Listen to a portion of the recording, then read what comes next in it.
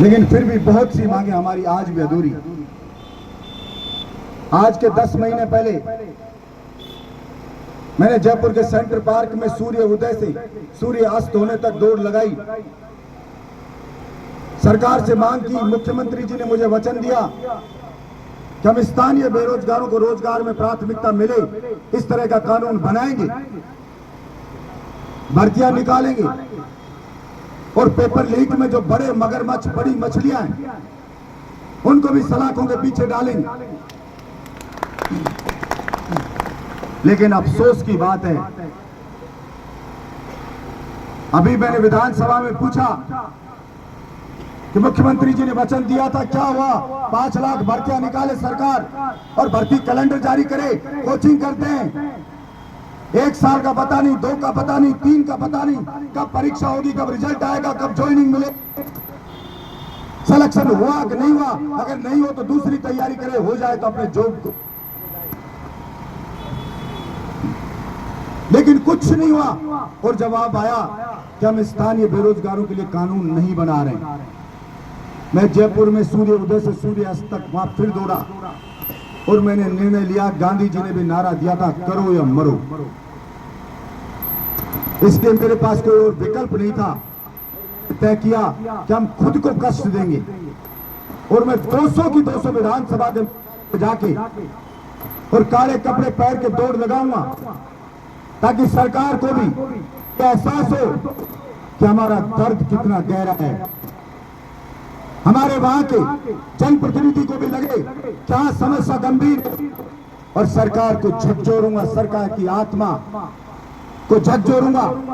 शायद सरकार को एहसास हो जाए और वो हमारा हक हमें दे दे। यही मांग सकती।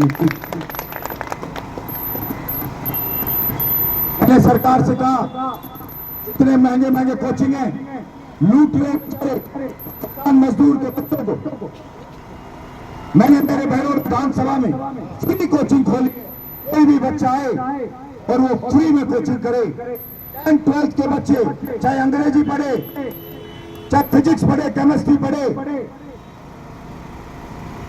चाहे फिजिक्स पढ़े, चाहे केमिस्ट्री पढ़े, कोई भी सब्जेक्ट पढ़े, फ्री पढ़ाया जाता है और उसके लिए कोई पैसे नहीं लगते हैं। मैंने प्रोफेसर से बात की, मैंने लेक्चररों से बात की कि भाई पुण्य का काम है, 2 घंटे पढ़ा दो, आपको पुण्य मिलेगा। बहुत सारे लोग ऐसे होते हैं कि हम 2 घंटे फ्री पढ़ा देंगे, हम 1 घंटे फ्री पढ़ा देंगे। सिर्फ इच्छा शक्ति से होता है। जब निर्दलीय विधायक अकेला अगर अपने वहां पे विधानसभा क्षेत्र में फ्री कोचिंग चला सकता है, तो भला राजस्थान की सरकार राजस्थान में क्यों नहीं फ्री चला सकती कोचिंग?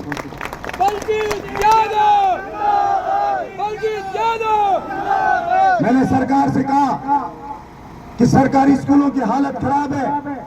मेरे यहाँ पे सरकारी स्कूल में मैं निर्दलीय एमएलए हूँ, मैं स्कूलों में ट्रैक बना रहा हूँ, स्कूल के अंदर स्मार्ट क्लास बना के दे रहा हूँ, स्कूल में गार्डन बना के दे रहा हूँ, स्कूल में रंग रोगन करा के दे रहा हूँ। जब मैं अकेला इतना काम करा सकता हूँ तो बड़ा राजस्थान की सरकार एक चपरासी तक नहीं लगा सकती सरकारी स्कूलों में, तो उनकी हालत खराब होती जा रही है। क्योंकि गरीब किसान बेचारा अपने बच्चों को प्राइवेट स्कूल में नहीं पढ़ा सकता, उनकी लूट को बर्दाश्त नहीं कर सकता। इसलिए सरकारी स्कूलों में मैं मेरे यहाँ के में ना सिर्फ ये कर रहा हूँ, जयपुर दिल्ली के स्कूलों में होते हैं, लेकिन बहरोड के सरकारी स्कूल में भी मैं स्विमिंग पूल भी बना करके बच्चों को मैं दे रहा हूँ सरकारी स्कूलों में। मैंने राजस्थान की विधानसभा में ये बोला, लेकिन नियत होनी चाहिए काम करने की। नियत नहीं होगी तो कुछ नहीं होगा। इसलिए मुझे पूरा भरोसा है कि सरकार सभी मांगों को मानेगी और जो भर्ती जिस लेवल की होगी उस लेवल का ही पेपर दिया जाएगा। सिपाही की भर्ती हो, पेपर आईएएस का थमाते हो, रीट की भर्ती हो, पेपर आईएएस का थमाते हो।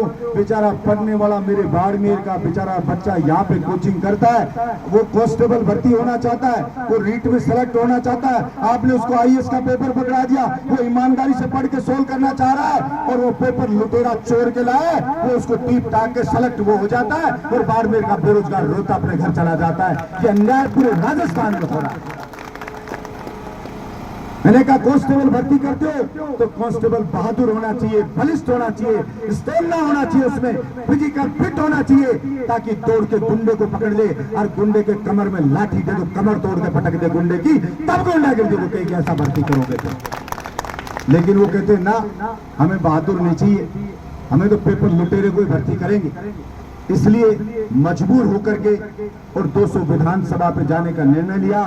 मैं जीवन में पहली बार मैंने मेरे बाड़मेर की धरती पर आज कदम रखा। आप इतनी संख्या में यहाँ जवान आए, पहले शुरुआत मैंने दौड़ की, वहां भी इतनी संख्या में इकट्ठे हुए और आप सब मेरे साथ दौड़ लगाई इतनी दूरी तक इस तपती धूप के अंदर।